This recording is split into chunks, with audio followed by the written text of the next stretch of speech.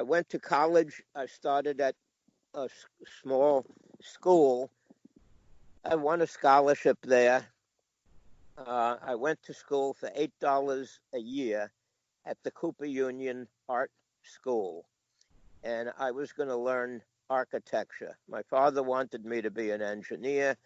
I wanted to be a comic artist. I wanted to be able to draw. We compromised. I took drawing, painting, sculpture, architecture. I loved the school. I didn't know it at the time, but it turned out that the Cooper Union Art School was probably one of the best art schools in the world. And it was started by Peter Cooper. I was there. I started college in the centennial year. I was there in 1959. Peter Cooper originally built the college in 1859. Cooper was a wonderful school. The only problem I had when I was there, I took an art history class, and the teacher, he had a doctorate from Chicago, from a university in Chicago, and he had his doctorate in art history, but the guy couldn't teach. He would talk and go on and on and on and ramble, and it was like almost impossible to learn anything in his class. And after the first semester, there were 2 art history classes during the first semester. There were about, 70 people in each class. We were in a large room, and I think there was almost 150 together. That was the entire freshman class. But at the end of the first semester, what happened was our art history teacher failed so many students that there were only 59 left out of the 150.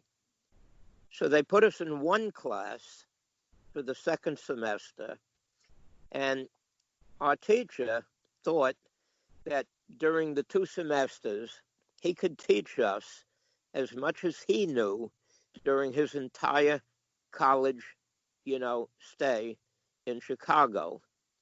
And he gave us 300 books to read.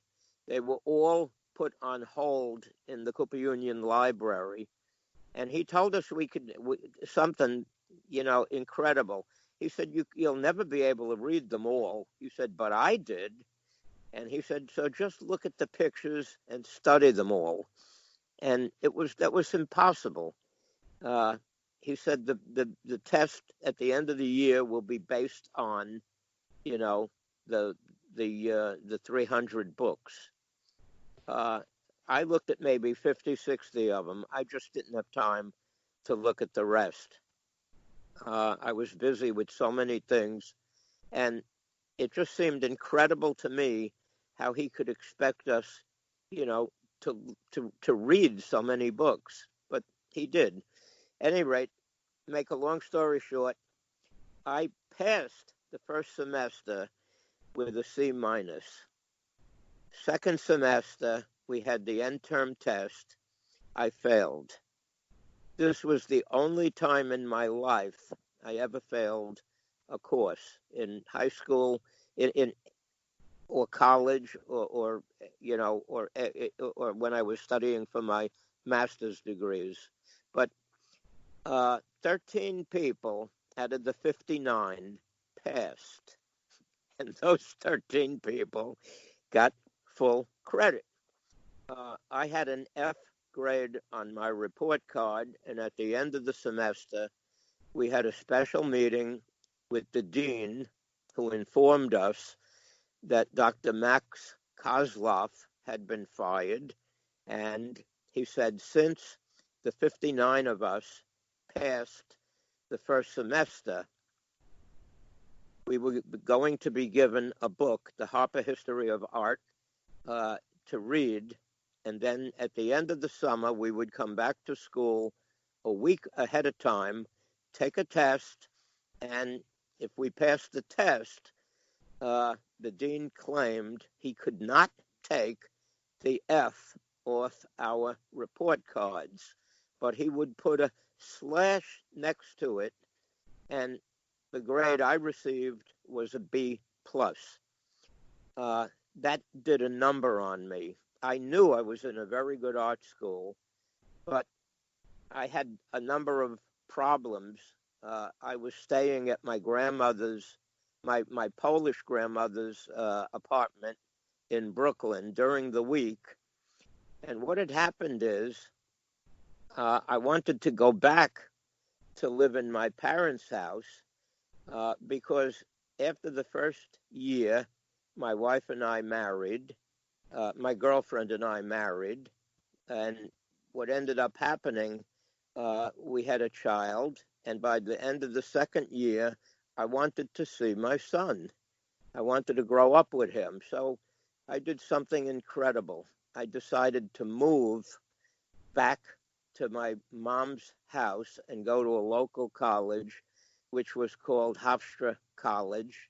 And Hofstra, at that time, had an art department. So during my first year there, I was still intent on learning to be a comic book artist. I met with all my art teachers, and at the end of the day, I ended up in the guidance department, and the guidance, my guidance counselor said to me, "Are you having a problem?" And I said, "Yes." And he says, "What's the problem?" I said, "I think I can teach every one of my art teachers much more than they can teach me." And he laughed, and he said to me, he pulled out my file. He said, "When they told me you were here, I pulled your file and I looked at it." He said, "Why on earth did you leave a great art school to come here?" And I mentioned that, I wanted to be close to home. I had a son. I wanted to see him grow up. I wanted to be with my wife. And he said to me, he said, "Do you want to stay in the art department?" And I said, "Of course." And this is what changed my life. I couldn't believe it. He said, "If you want to stay in the art department, why don't I put you in the art history classes?" And I couldn't believe this. I said, "Never."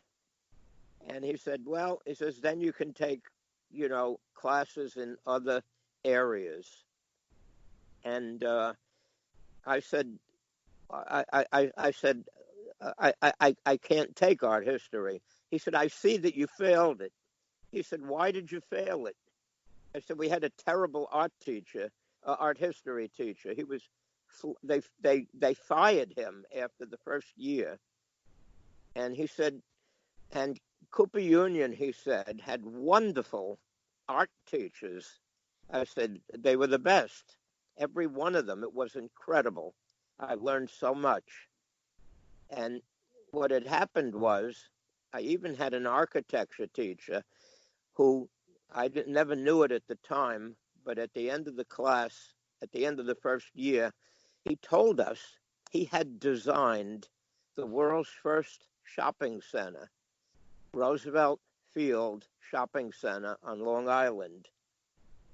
And I had gone to it a number of times, and, I thought, wow, this is incredible.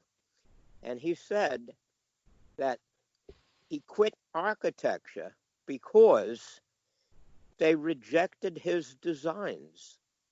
And he said he had letters of congratulations from Frank Lloyd Wright, Mies van der Rohe. He said the best architects in the world sent him congratulatory telegrams and letters after they saw his plans. He said, and then he said the people in charge of Roosevelt Field decided to reject my plans because they cost $1 million more than the next set of plans, which they liked. So Roosevelt Field Shopping Center was built with all square stores, and the plans they rejected basically had a giant cylinder that went into the ground, and you had levels of the shopping center. And it also had an umbrella that went over the whole top of the shopping center. And I looked at it, and I said to my teacher, I said, this looks like a carrot. And he said to me, that's what inspired me. And he said, but the other thing is, I was inspired by the Roman Colosseum, which had entrances all around it. It was round. He said the shopping center had to be round so that you could get into it from every corner. And he said, and that meant that the parking lot could be all around it. And he said, and that's a much better layout than having a square or rectangular parking lot next to the shopping center. So he said it provides a lot better access. And I was amazed. I learned so much from him. And unfortunately, by the end of my second year, I had decided I didn't want to take architecture.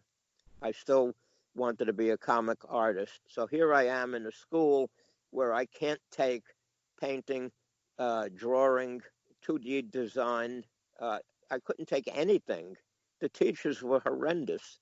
None of them knew anything. And that was only from one meeting with them. But the guidance counselor laughed, and he said I would never tell anybody this, but he said, we have the worst art department probably in the world. And he said to me, but he said, you are so lucky. We have the best art history department in the world.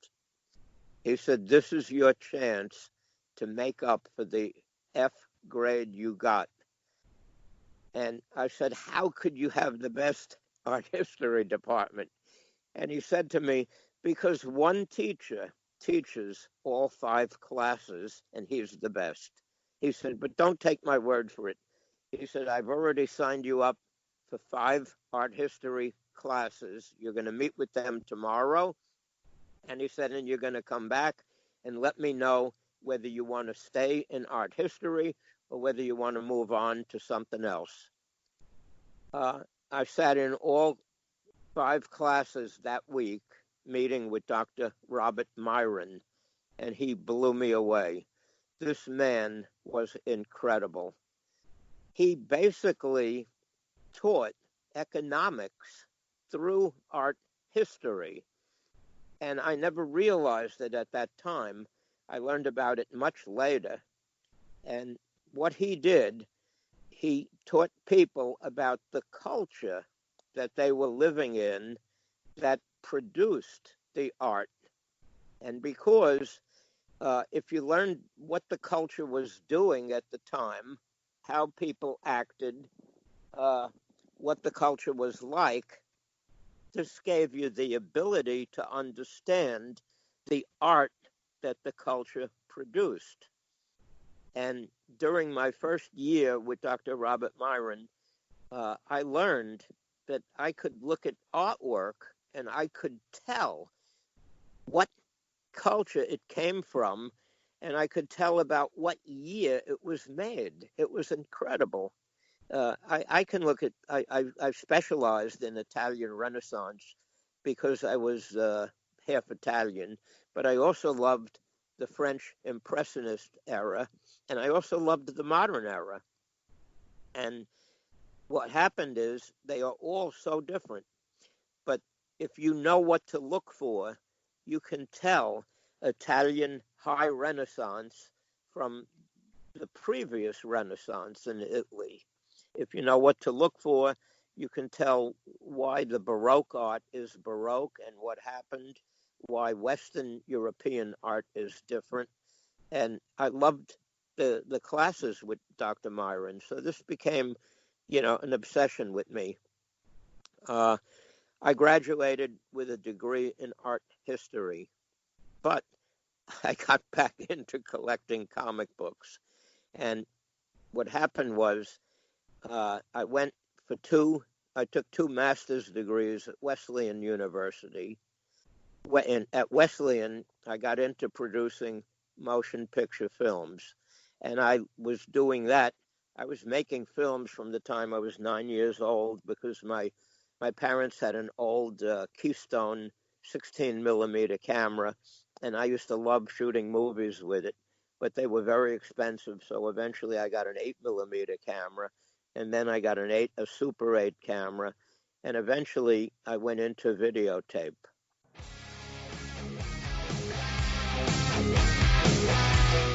Thanks for listening.